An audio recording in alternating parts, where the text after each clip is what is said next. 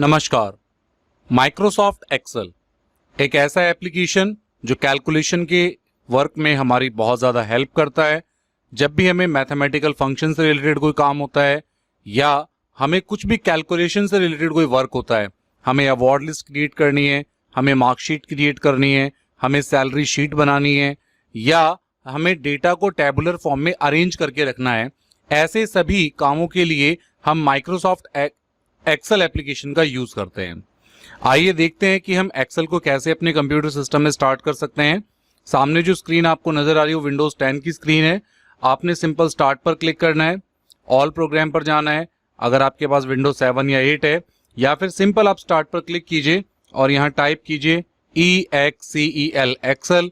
आपके कंप्यूटर में आपका जो भी एक्सेल का वर्जन होगा वो आपको यहाँ नजर आ जाएगा। जैसे यहाँ लिखा है एक्सेल 2016, आपके पास में अगर एक्सेल 2019 या फिर आपके पास में एक्सेल 365 है तो आप वो भी ओपन कर सकते हैं। एक्सेल 2010 में भी आपको सेम ऑप्शन मिल जाएंगे। तो आपके पास जो वर्जन अवेलेबल है आप उसका यूज कर सकते हैं और आप सिंपल यहाँ ओपन बटन पे क्लिक करेंगे तो एक्सेल का एप्लीकेशन आप सबके सामने लोड हो रहा है और ये कुछ इस तरीके से स्क्रीन आपके सामने आती है। पहले इस स्क्रीन के बारे में बात कर लेते हैं। तो लेफ्ट हैंड साइड पर ये रिसेंट ऑप्शन है, जैसे आपको माइक्रोसॉफ्ट वर्ड में मिलता था। जो भी फाइलें आपने एक्सेल में अभी कुछ टाइम पहले खोली होंगी वो सारी फाइलें आपको यहाँ रिसेंट में नजर आएंगी। कोई पुरानी फाइल आपको ओपन करनी है तो आप यहाँ पर ओपन अदर वर्कबुक पर क्लिक करके अपनी फाइल ओपन कर सकते हैं। ये जो वर्कबुक लिखा है एक्सेल में बनने वाली फाइल को वर्कबुक कहते हैं। आगे इसके बारे में डिस्कशन करेंगे। ये ब्लैंक वर्कबुक है। इसके अलावा billing statement, blood pressure tracker, expense report या कुछ लोन से रिलेटेड टेम्पलेट्स हैं, पर्सनल मंथली बजट से रिलेटेड हैं, सेल्स रिपोर्ट से रिलेटेड हैं, टाइम कार्ड से रिलेटेड हैं, तो आप टेम्पलेट्स भी यूज कर सकते हैं। तो अभी हम यहाँ पर ब्लैंक वर्कबुक पर क्लिक करते हैं। बिल्कुल ब्लैंक एक्सेल की जो वर्कबुक है, जो फाइल है, वो यहाँ पर ओपन हो गई है। देखिए, माइक्रोसॉफ्ट वर्ड में जो हम फाइल क्रिएट करते हैं उसे हम डॉक्यूमेंट कहते हैं। तो इसी तरीके से माइक्रोसॉफ्ट एक्सेल में जो भी फाइल बनती है उसे वर्कबुक कहते हैं। हर वर्कबुक में वर्कशीट होती है। सामने जो लुक आपको नजर आ रहा है ये आपका माइक्रोसॉफ्ट एक्सेल है। ब्लैंक वर्कबुक है, एक खाली फाइल है और इस फाइल के बारे में समझते हैं कहां पर क्या चीजें हैं और किसे हम क्या कॉल करते हैं। तो ये आपने पहले भी पुरानी MS वर्ड की वीडियोस में पढ़ा होगा। सबसे ऊपर वाली पट्टी टाइटल बार है, ये बुक 1 लिखा हुआ है। आपकी फाइल का नाम बाय डिफॉल्ट बुक 1 होता है, फिर book 2, book 3। Left hand side पर क्विक एक्सेस टूल बार है, राइट हैंड साइड पर मिनिमाइज, मैक्सिमाइज और ये क्लोज बटन है। उसके बाद आपका file, home, insert, page layout, ये टैब्स हैं। इन टैब्स के अंदर ये कमांड ग्रुप्स हैं। टैब और कमांड ग्रुप्स इन सबसे मिलकर के बनता है रिबन, तो ये रिबन एरिया है। नीचे कुछ दो चीजें और हैं, ये नेम बॉक्स है। देखिए, जैसे मैं माउस का कर्सर यहां पर लेकर आया, हम उन टॉपिक्स के बारे में बात करेंगे जो हमें पहली बार हमारे सामने आ रहे हैं। ये नेम बॉक्स है, यहाँ पर A1 लिखा है। अभी हम यहाँ पर क्या करते हैं, नीचे स्टेटस बार में जूम ऑप्शन है, हम यहाँ से स्लाइडर से थोड़ा जूम कर लेते हैं। देखिए, अब मैंने मान लीजिए यहाँ क्लिक किया तो यहाँ पर E5 लिखा आ रहा है। मैंने यहाँ क्लिक किया तो B2 लिखा आ रहा है। मैंने यहाँ क्लिक किया तो D2 लिखा आ रहा है और नाम है इसका नेम बॉक्स। तो नेम बॉक्स का काम होता है आपके सेल का एड्रेस बताना। यहाँ पर हर सेल का एड्रेस है। अब बात आती है सेल किसे कहते हैं। आप देख रहे हैं 1, 2, 3, 4, 5, 6 इस तरीके से ये लाइनें हैं, इन्हें कहते हैं रोज। ये हमारी रोज हैं जो कि 10,48,576 रोज होती हैं एक एक्सेल 2016 की जो वर्कशीट है।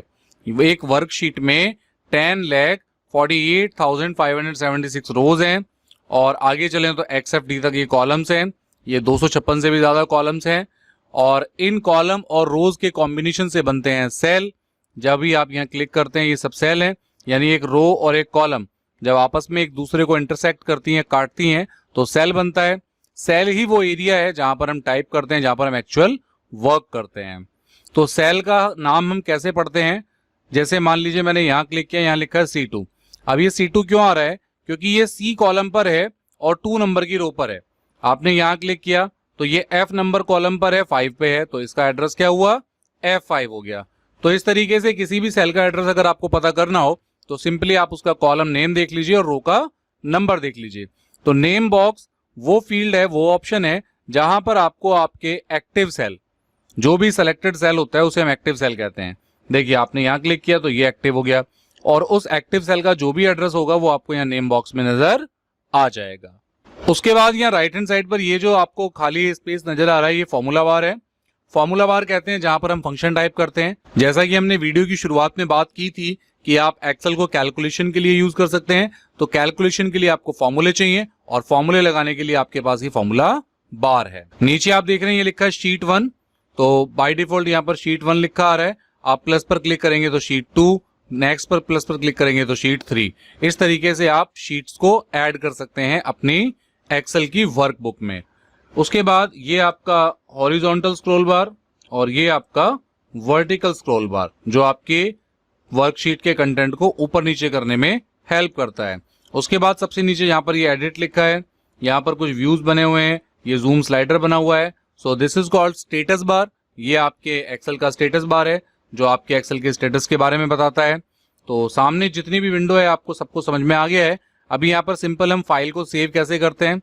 आपने यहाँ पर मान लीजिए कुछ भी टाइप कर लिया और आपको ये फाइल सेव करनी है। सिंपल आपने फाइल पे क्लिक किया और यहाँ पर ये सेव ऑप्शन है।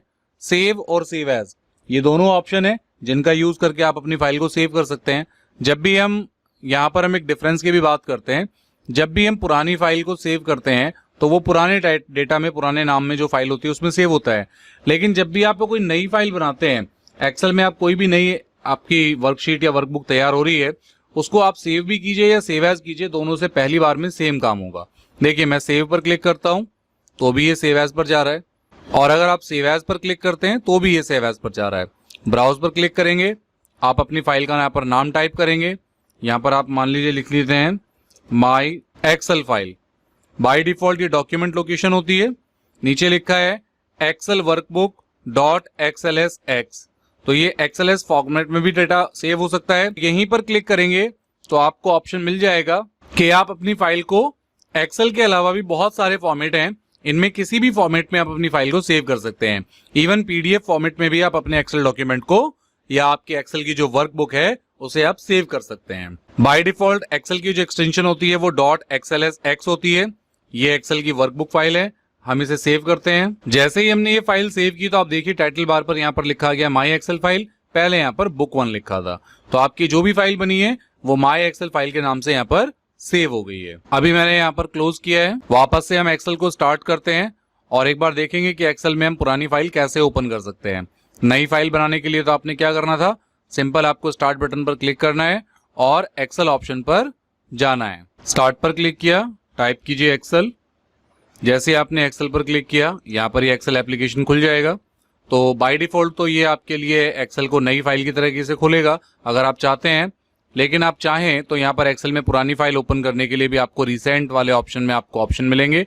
जैसे यहाँ रिसेंट लिखा है, यहाँ ओपन अदर वर्कबुक, या भी हम ब्लैंक वर्कबुक ले लेते हैं और उसके बाद फाइल मेन्यू में यहाँ पर आपको ओपन ऑप्शन मिलेगा। ओपन में जाकर के ब्राउज पर जाकर क्लिक करेंगे तो आपने जो फाइल अपनी सेव की थी, माई डॉक्यूमेंट में हमने सेव की थी अपनी एक फाइल, तो उस फाइल को हम इजीली यहाँ से एक्सेस कर लेंगे। हमारी फाइल का नाम था माई एक्सेल फाइल, ये रही माई एक्सेल फाइल। इस पर क्लिक करना है और ओपन कर देना है। तो जैसे ही आप अपनी ये फाइल ओपन करेंगे तो आपके एक्सेल की वर्कबुक में आपकी पुरानी जो एग्जिस्टिंग फाइल थी वो फाइल ओपन हो जाएगी। तो ये यूज करते हैं हम ओपन करने के लिए। इसके लिए हम शॉर्टकट की भी यूज कर सकते हैं, Ctrl+O। Ctrl+O शॉर्टकट की यूज करते हैं अपनी पुरानी फाइल को ओपन करने के लिए। इसी तरीके से फाइल को सेव करना है तो Ctrl+S। इसी फाइल को एक नए नाम से सेव करना है तो आप फाइल टैब पर जाएंगे और यहाँ पर सेव एज ऑप्शन का यूज करेंगे। तो ये आपसे आपकी एक नई फाइल का नाम पूछेगा और आपके कंप्यूटर में 2 फाइलें तैयार कर देगा। उसी तरीके से अगर आपको बंद करना है एप्लीकेशन, सिंपल यहाँ क्लोज बटन पर क्लिक कर सकते हैं। फाइल पर क्लिक करेंगे, यहाँ पर भी आपको ये क्लोज ऑप्शन है। तो आप इनमें से कोई भी ऑप्शन ले सकते हैं जिससे आप अपने एक्सेल की फाइल को नई फाइल क्रिएट कर सकते हैं, पुरानी फाइल बंद कर सकते हैं और आपकी नई फाइल को नए नाम से सेव कर सकते हैं। तो इस इंट्रोडक्शन पार्ट की वीडियो में आपको एक्सेल के बारे में कुछ बातें पता चली हैं कि एक्सेल को कैलकुलेशन के लिए रूल यूज करते हैं और एक्सेल में कहाँ पर क्या क्या ऑप्शंस हैं और किस तरीके से फाइल को सेव करते हैं, नई फाइल कैसे तैयार करते हैं, फाइल पुरानी फाइल है तो उसको कैसे ओपन करते हैं। यहाँ नीचे शीट 1 है, नई शीट चाहिए तो आप यहाँ प्लस बटन पर क्लिक करेंगे तो आपके लिए दूसरी शीट भी तैयार हो जाएगी। तो इस तरीके से आप अपनी शीट को भी ऐड कर सकते हैं। राइट क्लिक करेंगे तो यहाँ भी आपको ये इंसर्ट ऑप्शन मिलेगा शीट ऐड करने के लिए, यहाँ से भी आप शीट ऐड कर सकते हैं। डिलीट ऑप्शन है, यहाँ से आप अपनी शीट को डिलीट भी कर सकते हैं। देखिए मैंने डिलीट कर दिया, लेकिन इसमें अंडू नहीं चलेगा। अगर आपने एक बार अपनी एक्सेल की वर्कशीट को डिलीट कर दिया तो वो डिलीट शीट आपकी वापस नहीं आएगी। तो ध्यान रखिएगा जब भी आप एक्सेल पे काम करें तो आप वर्कशीट को डिलीट सोच समझ के करें। एमएस एक्सेल के इंट्रोडक्शन पार्ट में अगर आपको कोई क्वेरी रह गई है तो आप हमें कमेंट सेक्शन में जरूर बता सकते हैं।